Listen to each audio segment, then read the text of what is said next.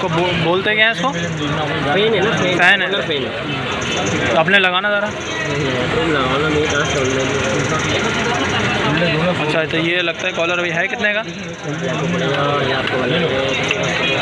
1300 रुपये का। 1300 रुपये का ये फ़ैन है और ये आपके शोल्डर पे लगता है। जैसे ख़वातीन घर पे अगर खाना बना रही हैं तो आप वो अपने शोल्डर पे इसको डाल लें और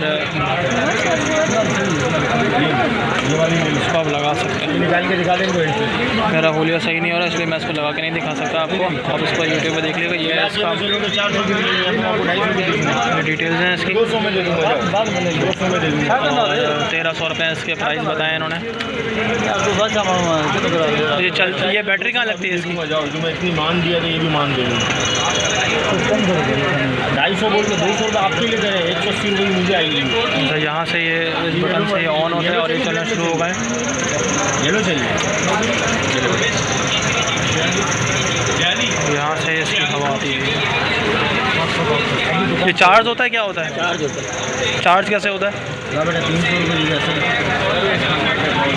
अच्छा यहाँ पे एंड्रॉयड, तो यहाँ पे ये ऑप्शन दिया हुआ है एंड्रॉयड का, जहाँ से आप अपने डेटा केबल लगा के इसको चार्ज कर सकते हैं।